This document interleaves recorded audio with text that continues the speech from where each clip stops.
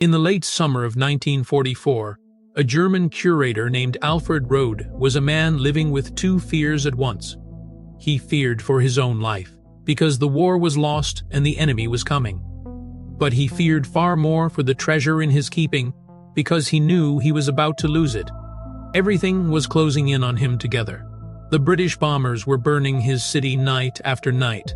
His museum already lay in ruins, and out in the east the Red Army was grinding closer to Königsberg with every week that passed. So Rohde did the only thing he still could. He had his men take the treasure down off the walls, piece by fragile piece, pack it away into wooden crates, and carry it down into the cellars beneath the castle, where the dark and the stone might keep it hidden a little longer. And it was no ordinary treasure he was hiding. It was a room. A whole room, with walls made of amber. 6 tons of carved amber, the color of gold and honey and fire. Pieced together over 30 years by the hands of a dozen masters. Men had called it the 8th wonder of the world. For 3 years, Rohde had been its keeper, ever since the German army tore it out of a Russian palace and shipped it west into his hands. And now, he was the last man alive who knew exactly where it lay. Then the end came fast. In the spring of 1945, the Red Army stormed into Königsberg, and the city burned down to its stones. And when the smoke finally lifted, the castle was a blackened ruin, and the crates down in the cellar were gone. Rohde, of all people, might have told the world where they went. But within months he fell sick and died, and he took whatever he knew down into the grave with him. And so the hunt began, and it has never ended. For 80 years, men have dug for those crates in salt mines and in bunkers, dragged for them across the floor of the Baltic Sea, and tunneled after them beneath the streets of a city that does not even carry that name anymore. And no one has ever found the Amber Room. Its last known position is a burning castle in Königsberg, in the spring of 1945, down in the cellars where Alfred Rohde left it, and where no one ever saw it again. Location: unknown. To understand what Alfred Rohde was trying to save, you have to go back more than 200 years, long before the war, to a gift between two kings. The Amber Room was born in Prussia, around the year 1701. Its panels were worked from Baltic amber, the hardened resin of pine forests that had died millions of years before, a material so rare and so prized that it was once worth more than gold. In 1716, the King of Prussia gave those amber panels to Peter the Great of Russia as a gift to bind the two nations together. Peter had them shipped north to his new city, St. Petersburg. Later in the century, the Empress Elizabeth had the room moved to the Catherine Palace, just outside the capital, and ordered it made grander still. Her architects enlarged it until the amber covered every wall, framed in gold leaf, mirrors, and panels of carved Italian stone. By the time it was finished, the room held around 6 tons of amber, glowing in shades of honey and cognac and fire.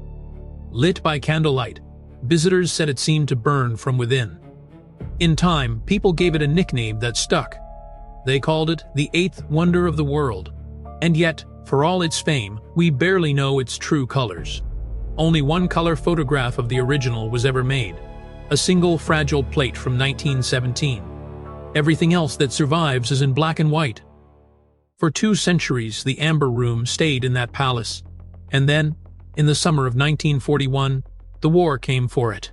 On the 22nd of June, Nazi Germany invaded the Soviet Union, in the largest land invasion the world had ever seen.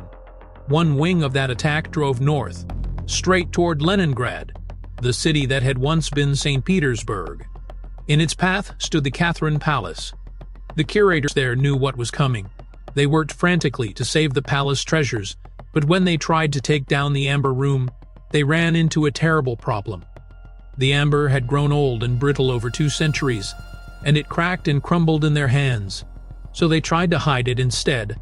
They pasted paper and thin wallpaper over the amber walls, hoping to pass the room off as ordinary plaster, and prayed the Germans would not look behind it. It did not work. When German troops took the palace, they found the Amber Room almost at once, and they knew exactly what it was worth. Soldiers took the room apart, panel by panel, and packed it into crates within days. Then they shipped it west out of Russia and into Germany, to the Castle Museum at Königsberg, and to the curator waiting to receive it. His name was Alfred Rohde. On the 13th of November, 1941, the Amber Room went back on display, this time behind German walls. For Rohde, it was the treasure of a lifetime. He had no way of knowing he would also be its last keeper. For nearly 3 years, the Amber Room sat in Königsberg, far from the front, admired by German visitors who came to see the famous treasure taken from the East. But by 1944, the war had turned, and the bombs that had fallen on other cities now came for Königsberg. In late August, British aircraft struck the city in 2 heavy raids, and much of the old center burned, including part of the castle museum. It was then that Rohde had the amber taken down and packed away into crates and stored, by his own account, inside the castle. That is the last moment anyone recorded with certainty where the Amber Room was. Because the following spring the war arrived in full. In the early months of 1945, the Red Army surrounded Königsberg and laid siege to it, and on the 9th of April, after days of savage fighting, the German garrison surrendered. The city that fell was a wasteland. Much of Königsberg, and the castle at its heart, had been gutted by fire and shellfire. And somewhere in those days, the crates holding the Amber Room disappeared. No one wrote down that they were moved. No one wrote down that they burned. In the records, the most valuable looted treasure of the entire war was simply there one moment and gone the next. Everything said about it after the spring of 1945 stopped being history and became theory. The search for the Amber Room began almost as soon as the guns fell silent. The Soviet Union wanted its treasure back and sent experts into the ruins of Königsberg to find it. The first investigator to examine the burned castle reached a blunt conclusion. The Amber Room, he reported, had burned there in the days around the fall of the city. But that answer was unwelcome. For the Soviet state, it was almost unthinkable to admit the Eighth Wonder had been carelessly destroyed, and his report was quietly set aside. So the search went on, for decades. A Soviet curator named Anatoly Kuchumov, who had tried and failed to save the room back in 1941, came to believe it had survived, hidden away by the Germans before the city fell. There was reason to wonder. In the ruins of the castle, searchers found 3 of the room's carved stone panels, scorched but whole. It proved at least part of the Amber Room had been there when it burned.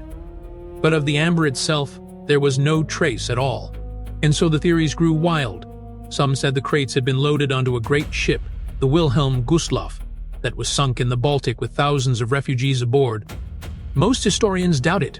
Others hunted through salt mines and lakes and bunkers across Germany and Poland, and turned up nothing. Suspicion fell on the men who might have known.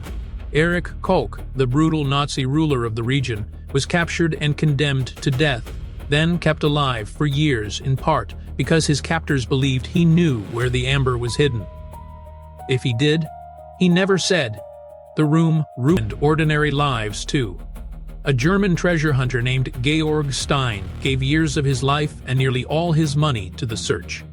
In 1987, he was found dead in a Bavarian forest, the mystery still unsolved. And yet the Amber Room never quite let the world forget it. In 1997, German police seized one of the room's carved stone panels, the same kind found in the ruins after the war. A man had been trying to sell it. They traced it back to the family of a German soldier who had helped pack the room into its crates in 1941. A small chest of drawers that had once stood in the room turned up as well. Both pieces were returned to Russia, lonely survivors of a vanished masterpiece. And then Russia made an extraordinary decision. It would build the Amber Room again, from nothing. Beginning in the late 1970s, a team of craftsmen spent almost a quarter of a century recreating it, working from the old black and white photographs and that single color plate from 1917. It cost more than $20 million, much of it paid by a German company as a gesture of reconciliation. And in 2003, the new Amber Room opened in the Catherine Palace, glowing once again as though it had never been lost. A visitor today can stand inside it and see almost exactly what Alfred Rohde once guarded. But it is a recreation. The original, 6 tons of amber more than 3 centuries old, has never been seen again. Most historians now believe the simplest answer is the true one, that the Amber Room burned in Königsberg Castle in the spring of 1945, But no one ever found the amber in the ashes. No fragment, no trace, nothing to prove it. And so, after 80 years, the case has never truly been closed. Its last known position is a burning castle in Königsberg in the spring of 1945, down in the cellars where Alfred Rohde left it, and where no one ever saw it again. Location: unknown.